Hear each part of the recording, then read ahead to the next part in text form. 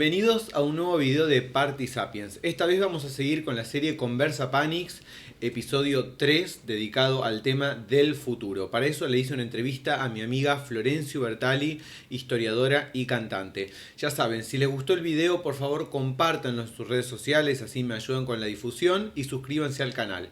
Así que bueno, vamos a ver cómo me fue la semana pasada con la entrevista que le hice a Florencia. La idea de futuro es una idea seguramente histórica, con lo cual debe haber nacido en algún momento. Y la idea de futuro que nosotros tenemos, por lo menos, aunque tal vez hay otras ideas de futuro que existieron en otros tiempos. Entonces, eso me interesa, saber un poco sobre eso. Y en relación a esto, no sé si son dos preguntas o es una, pero bueno, ya me dirás. Una idea que tiene algo trivial en un punto, tiene algo muy sencillo, que es la idea de que uno puede conocer el futuro a través del pasado. Que el pasado funciona como una especie de oráculo donde mirar el futuro. ¿Qué podés decir vos también un poco sobre cómo crees el futuro en relación al pasado? Si querés también comentar algo de eso, pero básicamente esto es la idea de futuro, su nacimiento histórico, su recorrido histórico, si querés decir algo sobre otras ideas históricas de futuro, y la idea de que el futuro es algo que se puede ver en el pasado y que el estudio de la historia es un estudio del futuro, no es un estudio simplemente del pasado, sino que es un estudio del futuro a través del pasado. Sencillita la pregunta. Bueno, vamos a ver qué podemos armar. Quiero aclarar que no soy experta y que no voy a decir nada serio, digamos. Bueno. O sea, si por ejemplo esto fuera una clase de medicina, para gente que está estudiando medicina, estaríamos en grave riesgo de cometer mala praxis, digamos, ¿no? En cualquier momento. Yo vivo básicamente en estado de mala praxis constante. Para empezar hay que tener en cuenta que, algo que vos decías, ¿no? Las formas de pensar el futuro van a responder a que hay una diversidad de culturas, ¿no? Y de formas de pensar la vida y el mundo.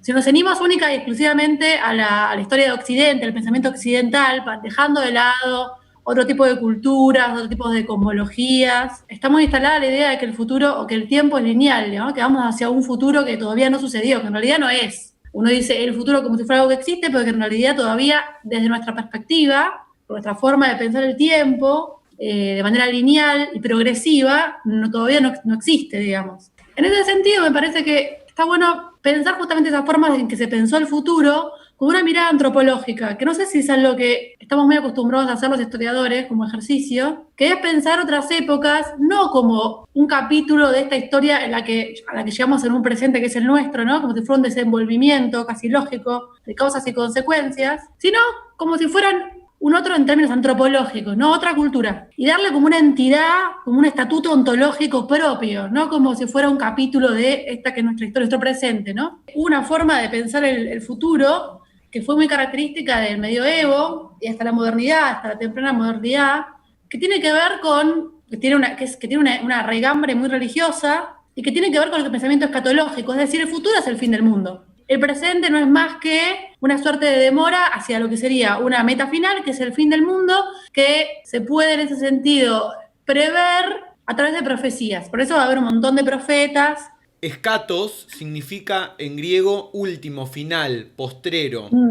Pero skor significa excrementos. Entonces son dos palabras totalmente distintas del griego, de donde viene un sentido de escatología y el otro sentido.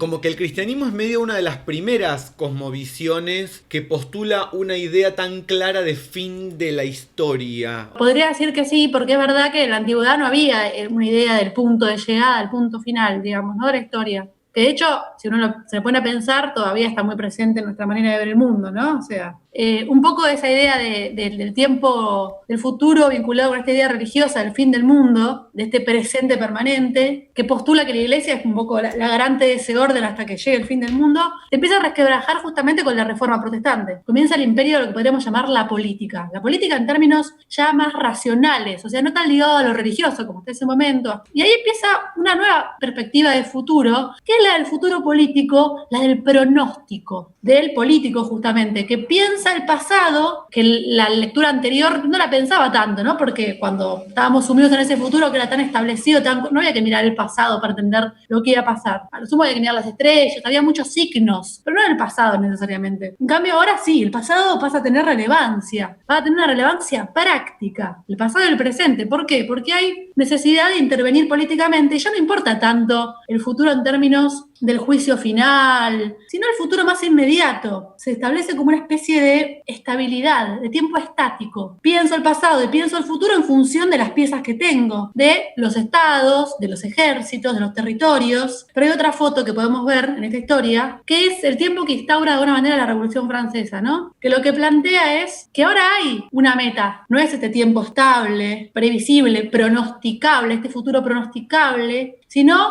la idea del progreso. El motor no es religioso, sino la capacidad racional del hombre, en ese sentido toma esta idea del pronóstico, pero también toma esta idea más teleológica que tenía el futuro en términos religiosos, escatológicos, que es la llegada a una meta que en la modernidad ha dado muchas variantes de eso, ¿no?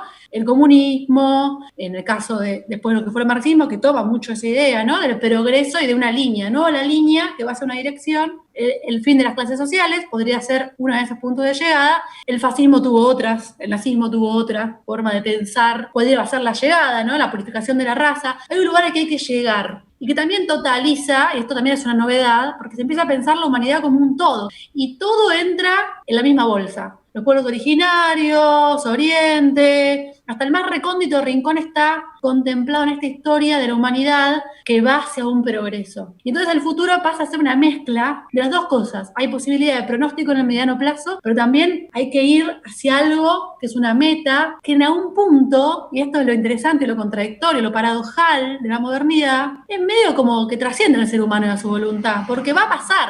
Queremos llegar a un lugar radicalmente distinto y feliz, que sería algo así como el fin del mundo, ¿no? Vos en particular, en tu práctica como historiadora o como flasheadora de la vida, ¿cuál es tu idea del futuro? O sea, en relación a la historia, ¿vos tenés una idea de que en la historia se puede leer el futuro? ¿Vos tenés esa idea en tu manera de ver el tiempo histórico?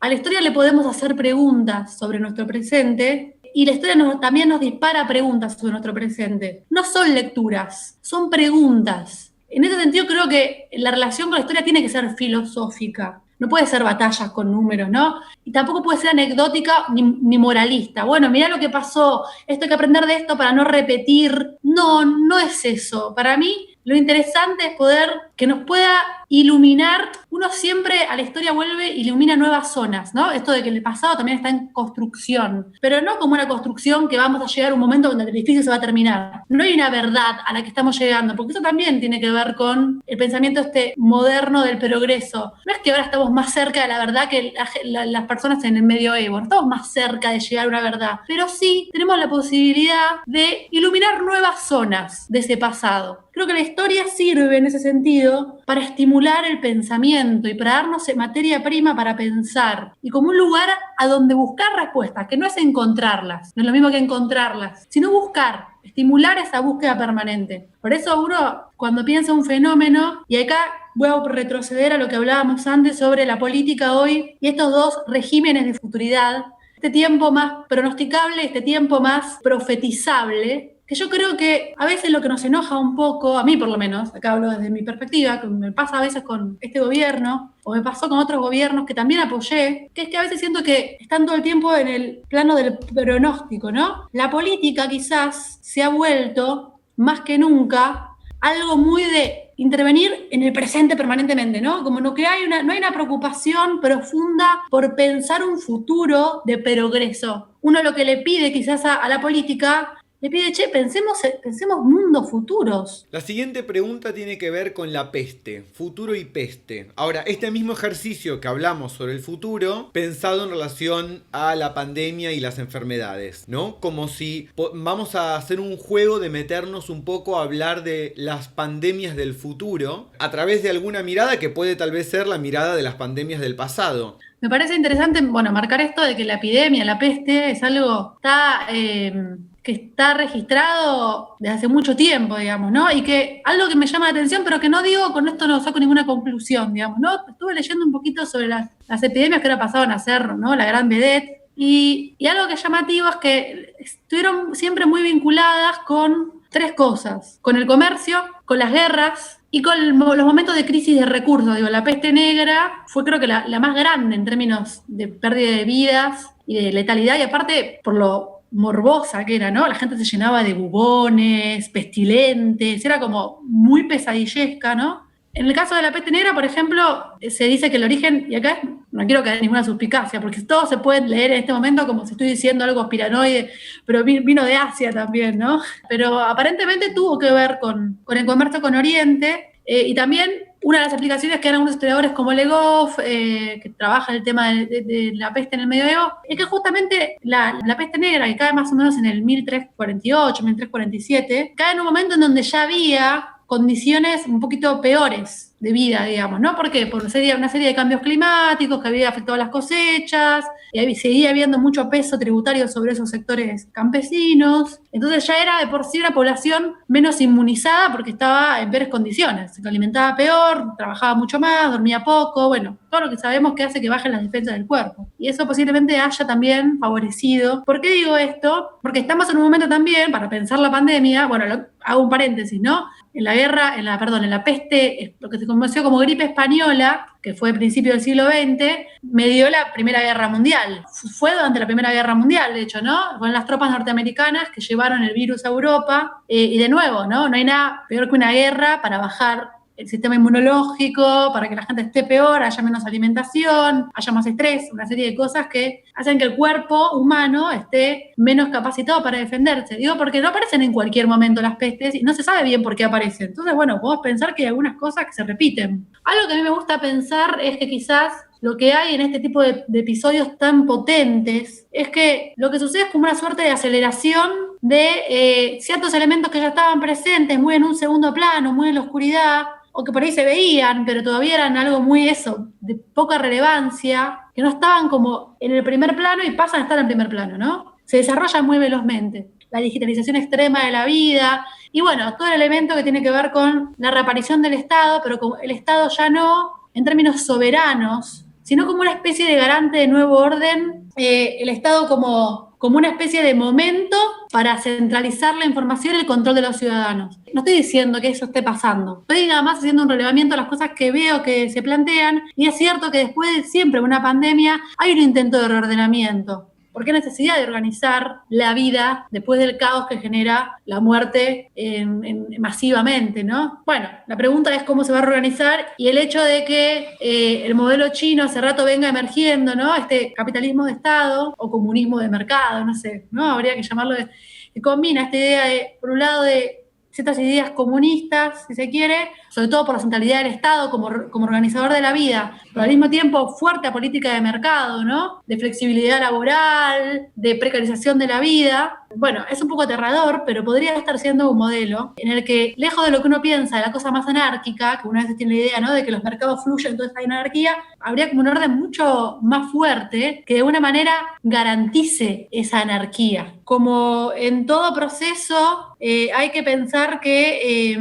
va a haber elementos que de los que uno repudia, pero también siempre hay oportunidades. Bueno, podríamos pensar que quizás está habiendo un proceso en el que suma fuerzas, una fuerza negativa, oscura, si querés, que le saca dignidad al hombre, que lo deshumaniza, pero siempre van a surgir alternativas que retrasan la posibilidad de que esa forma de vida sea hegemónica absolutamente. Nunca está esa hegemonía absoluta, y quizás un poco lo interesante es pensar qué formas de resistencia, qué catenajo, ¿no?, de ese fin del mundo que nunca llega, podemos construir. Un concepto bíblico que más tarde se convirtió en una noción de filosofía política. Buenísimo, que se opone, es una forma de negentropía, o sea, entramos en unas cuestiones que, bueno, es un montón. No, pero básicamente el uso que se le daba era lo que retardaba el fin del mundo. Después de la Primera Guerra Mundial y de la peste española, que fue... La gripe española. La gripe española y demás, lo que vino después, en realidad para eso es un análisis medio boludo, pero hay algo que por ahí puede ser tomado, que vino los años 20, que son unos años locos, unos años de hedonismo y de mucho placer, como que después de un momento de mucho sufrimiento en la historia, vino un momento en donde el ser humano quiso vivir y gozar y liberarse. Y si bien por una parte hay algunos memes que nos indican que la gente tiene muchas ganas, o algunas personas tenemos muchas ganas de salir a gozar, que se está guardando muchas ganas de ir abajo, de joder, de bailar, de tocar, de muchas ganas de eso, también parece que hubiera otra fuerza que indicaría lo contrario, que sería que se viene un mundo más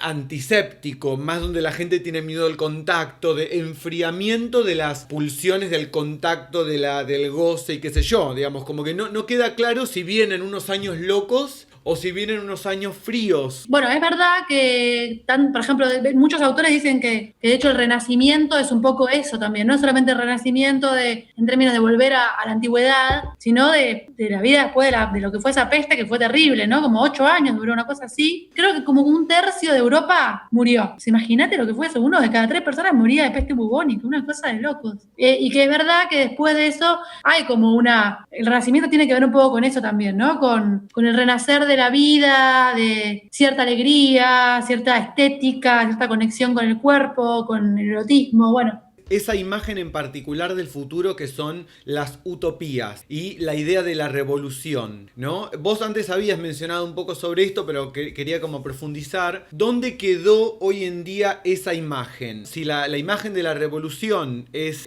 una imagen más propiamente de los movimientos de izquierda, por ahí la pregunta también se transforma en ¿qué pasó con la izquierda? O sea, ¿dónde está la izquierda hoy? Y si hoy la izquierda conserva una imagen de futuro, una imagen revolucionaria, ¿sigue existiendo la idea de lo revolucionario? Yo te contaba la semana pasada, creo que hace poco una persona me preguntó cuál era mi ideología, cuál era mi adscripción política, y yo me encontré diciendo peronismo revolucionario y me reí internamente cuando lo dije, como si, ¿cómo peronismo revolucionario? ¿De qué está hablando? Si no, ¿cuál? Pero me dio como una pena también pensar, ¿y dónde quedó el peronismo revolucionario? ¿O dónde quedó el pensamiento revolucionario como un agente histórico transformador de relevancia? ¿Existe? ¿Se transformó en otra cosa? ¿Tiene otras palabras y otro vocabulario? ¿O está realmente disminuido? Pienso, creo que con esto dije todo. No, yo tengo una manera en la que yo me conduzco, como ser humano, no como historiadora, ni como música, ni como mujer, no, como ser humano para poder obrar. Creo que cada vez es más importante aferrarse a convicciones y no a verdades.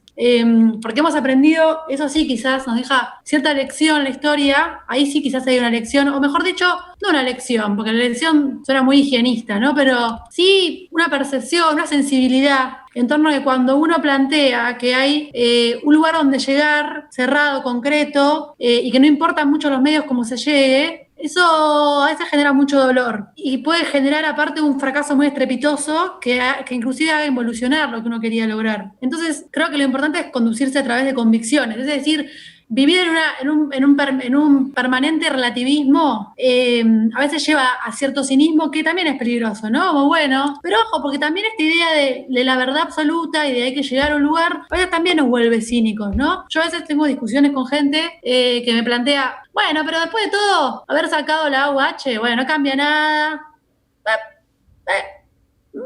Sí, no cambió, no revolucionó las estructuras productivas de este país, ni nada, el perfil, ni la distribución del ingreso tampoco lo modificó radicalmente. Pero es cuando digo, bueno, pero hay gente que es entre la vida y la muerte eso, ¿no? Ojo también con ese cinismo ante las transformaciones pequeñas, porque esas transformaciones pequeñas a veces modifican radicalmente la vida de las personas, de algunas personas. Y no es menor eso tampoco. Entonces creo que parte de lo que yo entiendo hoy por cambios revolucionarios tiene que ver con encontrar cierto equilibrio entre estas dos ideas de futuridad. ¿Tenemos que operar sobre un presente? Sí, porque hay algo de lo ético en eso. Es decir, no podemos de nuevo cometer un error que es, vamos con todo por y se mueren 1,5 millones de personas, bueno, no importa, vamos para adelante. No, la vida humana tiene que valer, porque si perdemos de vista el valor de la vida humana, hay algo performativo en eso. ¿Qué vamos a construir si no nos importa que la gente muera? Creo que hoy en día hay que buscar un equilibrio entre justamente eso, de intervenir en un presente, pero también construir proyectos de futuro que impliquen cierta radicalidad y que implican cierta creatividad y cierta valentía. La línea que divide hoy en día a la izquierda de la derecha es que la izquierda plantea que hay que construir mundos en donde no haga falta aniquilar a ningún otro para que sean posibles. La sustentabilidad tiene que ver nada más con los recursos naturales, con la idea de la no depredación del medio ambiente, sino con la no depredación de otro ser humano, para ningún fin, tampoco para que sea un soldado de tu causa, digamos, ¿no? Y sobre todo la idea de que hace falta que alguien muera, la idea del culpable. Hay algo del sustrato filosófico de esa idea que es profundamente de derecha. Porque la derecha, ¿qué? La derecha es pensar que hay otro que tiene que morir para que vos sobrevivas. Eso es un poco para mí lo que hace al pensamiento de derecha. No el liberalismo, el libre mercado. Esas son como derivas, como proyecciones de esa idea última que es muy moderna y muy también propia de la idea del progreso, que es hay que sacrificar a uno para que uno sobreviva. Y me parece que hoy en día ser de izquierda, que parezca algo pavote, es una sensibilidad también. Tratemos de construir un mundo que no implique exterminar a un otro. Y un poco la praxis que tenemos que ir generando tiene que ver con eso. Y es esa línea delgada entre pensar futuridades más radicales, que modifiquen más de raíz las formas de vivir, pero también no perder de vista que la vida humana es importante. Que es lo que a veces uno le reprocha, a veces injustamente, porque también hay anacronismos, pero que es lo que uno a veces lo que le genera como pavor y hasta un extrañamiento de la ética setentista, ¿no? Bueno, la vida, revolución o muerte, ¿viste? Ya está, y en el medio, ¿viste? Moría gente, morían niños, no sé qué. Tampoco quiero castigar a esa generación porque, sin embargo, también tuvo mucha valentía y mucho compromiso, digo, y son aprendizajes también quizás, ¿no? Y también fue parte de una época, pero creo que un poco quizás si querés una enseñanza que nos puede dejar nuestra historia más reciente, sin irnos necesariamente a miles de siglos atrás, es que necesitamos encontrar eso, el valor de la vida y buscar mundos que permitan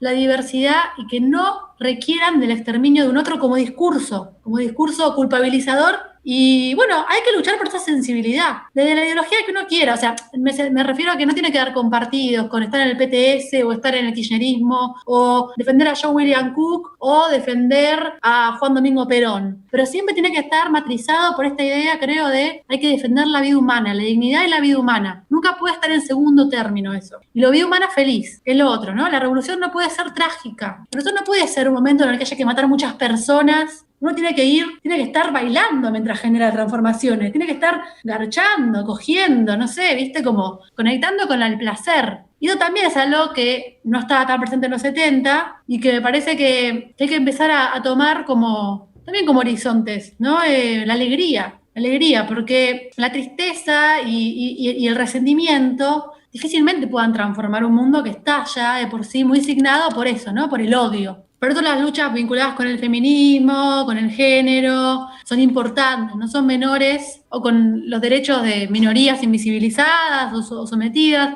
no son accesorias, no son, para mí, esa lectura de que son, bueno, cositas que están ahí, pero que hay una pelea mayor, que encima siempre lo damos los blancos, de clase media, ¿no? No son accesorias, son la revolución. Eso es la revolución, ¿no? Ese tipo de disputas por el sentido común, que a veces tienen paroxismos, momentos de batallas importantes que se ganan, como por ejemplo el feminismo en la calle, sí, uno ve esa pintura y dice, pero en realidad el feminismo tiene un montón de tiempo, de desarrollo. Y después lo otro que me parece que es importante en relación a esto es tener mucho cuidado, esto hay varios pensadores que trabajan, ¿no?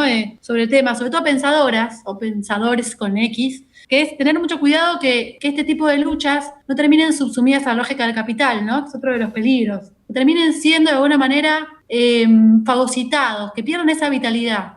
Hay que tener todo el tiempo ese ejercicio, es permanente, no hay punto de llegada, es un ejercicio, es moverse, es movimiento, hay que bailar, hay que coger, hay que estar moviéndose, ¿no? Anquilosado, sentado, leyendo nada más, para evitar que nos fagocite ese sedentarismo que es el fin de la historia, que es el capitalismo comiéndose todo. Bueno, tiene que ser una fiesta, básicamente. Para cerrar, paso a la siguiente pregunta, pero hago un puente entre lo que dijiste, porque el feminismo y los movimientos de disidencia sexual, entre otros, y muchos otros movimientos, me parece, actualmente que tienen un pensamiento emancipatorio, hacen un ejercicio de imaginar futuridades. Pero no quiero decir, para diferenciar la idea de el futuro como un bloque, el futuro como una especie de bloque que ya existe, ya se sabe cuál es y solo hay que acceder a él. Diferenciar eso con la idea de futuridades que tiene que ver primero con una multiplicidad y con una idea más indeterminada de esa imagen. Segundo, que es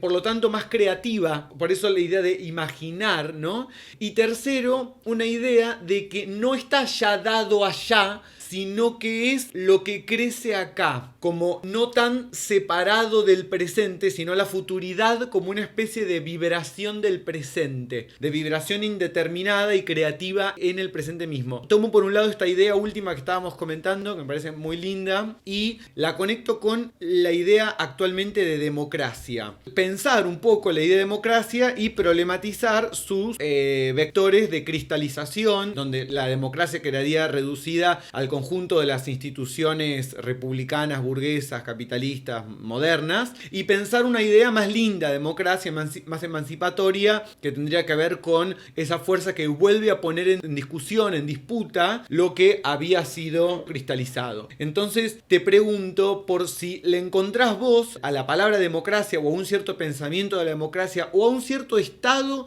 de las fuerzas políticas en democracia un valor positivo, o si tu mirada sobre la idea de democracia es más bien negativa, digamos. O sea, ¿en qué lugar le pondrías la palabra democracia y la asocio con esta otra idea de las futuridades? Uno de los objetivos tiene que ver con encontrar formas de democracia que justamente ponderen esto de la posición activa, la posibilidad de que haya una multiplicidad de formas de intervenir políticamente, la creatividad, que es lo que vos comentabas recién, digamos, ¿no? Una idea creativa de lo democrático, digamos, que no sea simplemente la representatividad, digamos, ¿no? En un parlamento. Tenemos que buscar que los dispositivos que vayamos creando, los dispositivos de alegría, para decirlo de alguna manera, los dispositivos de felicidad, que pongan en cuestión, que sean como estos catejons del capitalismo o su lógica predatoria comiéndoselo todo, tengan ya de por sí performativamente formas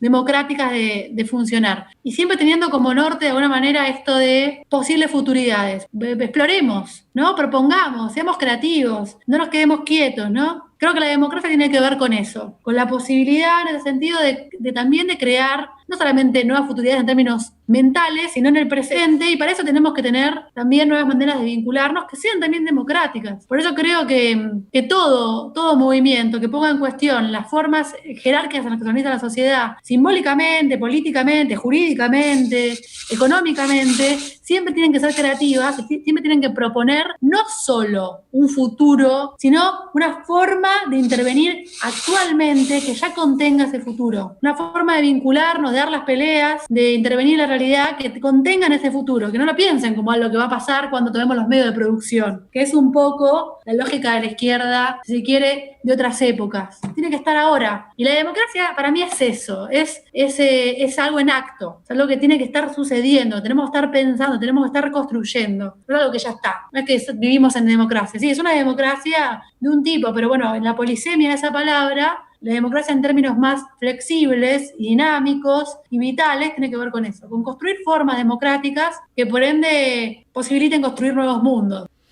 Y así terminó la entrevista que le hice a Florencio Bertali la semana pasada sobre el futuro. Ya saben, si les gustó el video, por favor compártanlo en sus redes sociales, suscríbanse al canal y denle a la campanita para que les lleguen las notificaciones. Nos vemos en el próximo video de Party Sapiens.